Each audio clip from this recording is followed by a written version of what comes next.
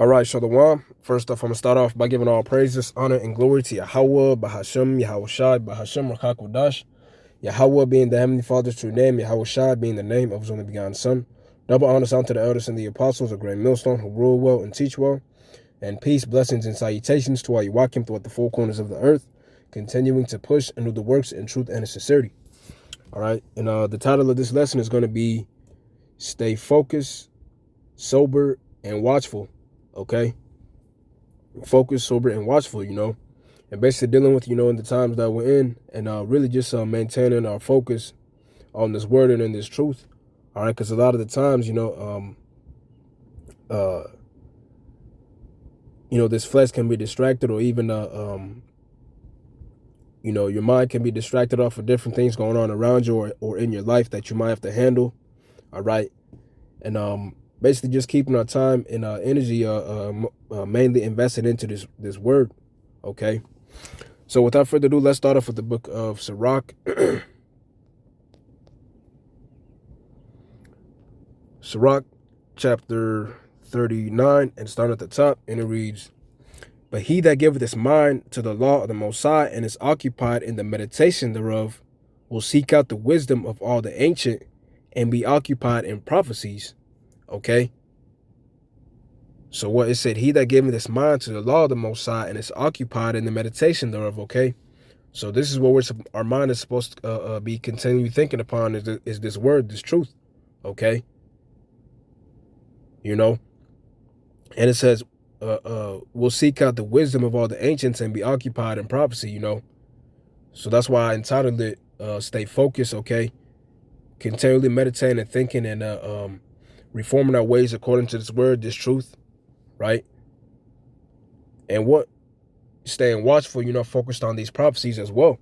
Okay, and Lord's will, I'm gonna grab more precepts, also dealing with being sober-minded, because those are the three things that a lot of the times can be shifted away. Okay, or not shifted away, but can sometimes Satan or even your flesh will try to play on that, right?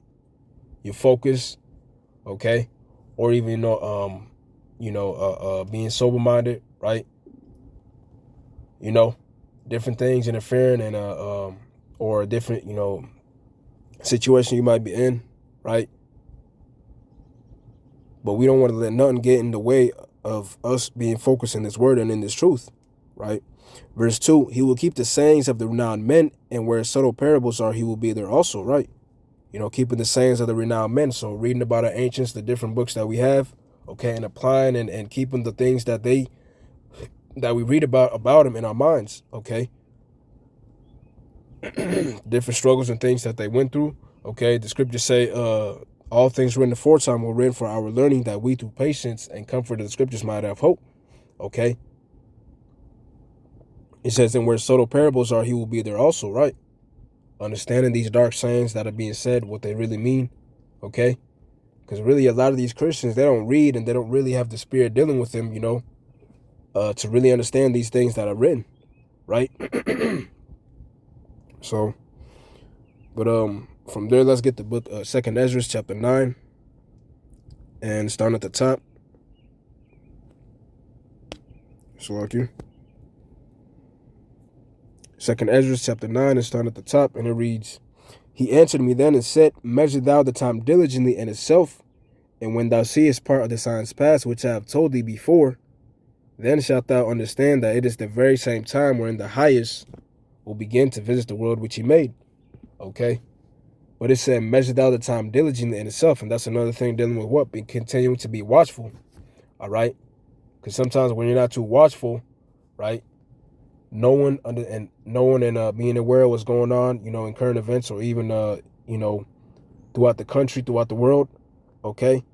Sometimes, being ignorant to that, you won't be knowing, okay, and you won't be able to line up the things that are coming to pass, okay?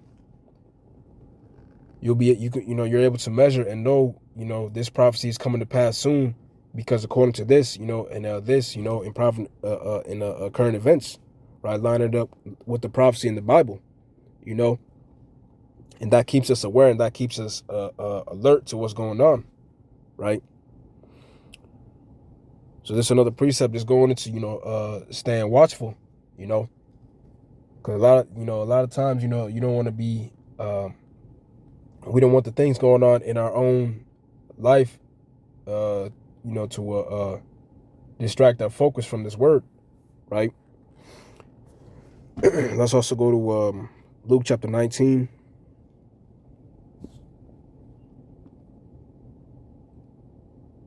And starting at verse 13, and it reads, "And he called 10 servants and delivered them 10 pounds and said unto them, Occupy till I come." Okay? Occupy, So staying occupied in this what? As I said earlier, he would be occupied in what? The meditation thereof and the prophecies, But this also is what? Going into being focused in the work, okay? Continuing to flip these talents, right? Because this is the main thing. This is the main job really we have until the Lord returns, right? Everything else we're doing on the side is to what? To get by, to sustain, okay? Be able to eat, keep a roof over your head, right? Or even extracurricular activities, taking care of your body. But the main work is this word, this truth, From there, let's get the book of Luke, chapter 8, and verse 14, right? Dealing with, staying focused and not letting, the different things in our life to distract us, right? This is Luke chapter 8 and verse 14, and it reads, "And that which fell among thorns are they which, when they have heard, go forth and are choked with cares and riches and pleasures of this life, and bring no fruit to perfection." Okay? And I wrote this down because this is what we don't want to be, right? This parable is dealing with the sower, okay, the word, You had some that fell among thorns, you had some that fell among the wayside, okay, and on stony ground, right? And then you had the ones that fell among good ground, right? And those are the ones that actually bear fruit, okay? So really, though, and it's really symbolic, meaning what? The men of the Lord, the individuals that heard this word, those are the individuals that heard this word, okay, received it, and continue to bear fruit and continue to grow in this truth. And that's what we want to be, right? But this year is going into what? The ones that fell among the thorns, okay? So this individual, he was caught up in his life and with the cares and riches, right? And pleasures of this life, okay? And that's another thing that can be a distraction. You got a lot of different things that are going on in your life, okay? That you got to handle, all right? It said riches, right? So it could be dealing with what? Getting a job, okay? And dealing with money, right? But a lot of the times that, if you get too carried away and putting that first, it can take away your focus and attention from this truth, right? Which, won't fully allow you to what? Bring fruit to perfection. Meaning what? Continuing to grow in this word and abound more and more, So really just dealing with, really just putting this word, this truth first, and not the distractions and things that are going on, okay, in our life first. Because at the end of the day, Yahweh Bashem Rashad will definitely help out in everything that we need, okay, as long as we're putting him first, right? Or them first, From here, let's get the book Luke chapter 21.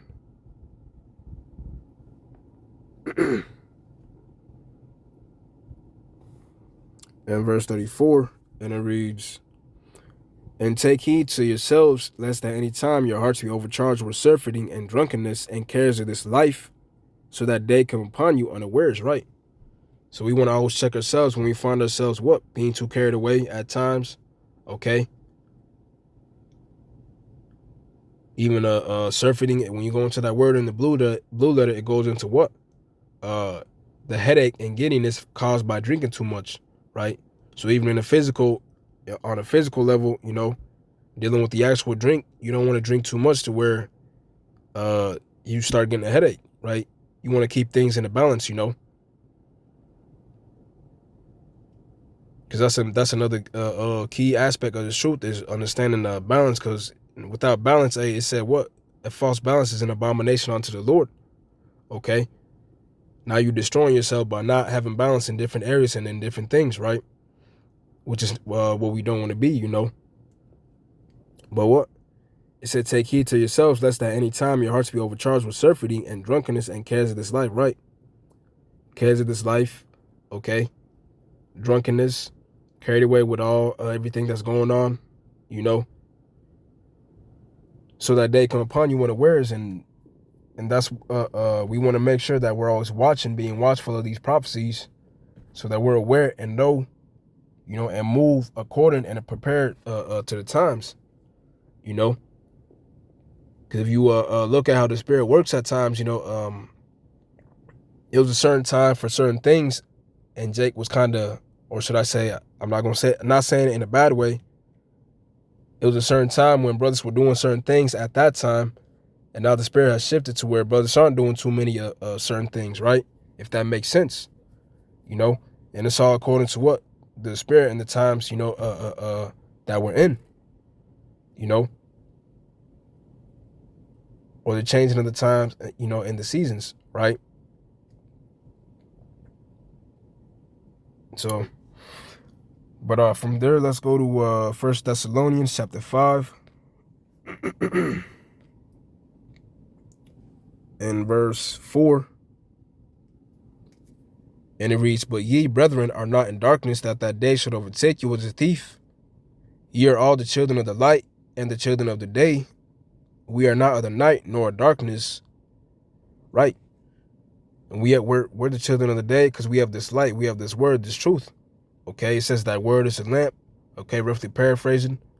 All right, and it's another one I believe that also goes into what this word being the light. Okay, so we're enlightened according to this truth to know, you know, this kingdom, the time that we're in, and the prophecies coming to pass, right? That's why it says, what? Ye are the children of the light and the children of the day. We are not of the night nor of darkness. Therefore, let us not sleep as do others, but let us watch and be sober, right? So measuring the times and being watchful of the things that are going on, okay? And dealing with being watchful is different brothers that are more into the prophecies, and you can tune into the channels, right?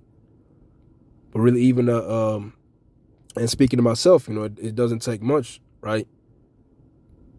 Just go into the app, look up what's going on, and measure it according to the prophecies that are written, right? You know? So, verse 7, for they that sleep, sleep in the night, and they that be drunken are drunken in the night. But let us who are of the day be sober, putting on the breastplate of faith and love, and for an helmet the hope of salvation, right? You know? Faith, love, and salvation, those are the, you know, key aspects that the men of the Lord, the elect, are going to be having, okay? Faith in Yahweh B'Shem El Shai, okay? Continue to live according to what the things written, and really hoping for that salvation, you know? And the scriptures say, should I just say, you know, the love you have for Yahweh B'Shem El Shai should be above anything else, you know? Verse 8, but let us who are of the day be, select verse 9. For the Most High hath not appointed us to wrath, but to obtain salvation by our Lord Yahweh Shai Mashiach, right? So we want to continue to be mindful of these things, you know, to what? Ultimately obtain that salvation, you know? Let's also get 1 Peter, and then we'll end it on that. 1 Peter chapter 4 and verse 7, and it reads, but the end of all things is at hand, be ye therefore sober, and watch unto prayer. Okay? So it said what? But the end of all things is at hand, right? This kingdom is on its way out. We can see it. Okay? So it said what? Shalakir. So it said, watch and be sober unto prayer. Okay? Watching, you know, for the different prophecies and what? Staying sober-minded and continuing to pray. You know, praying that we escape the judgment to come. Okay?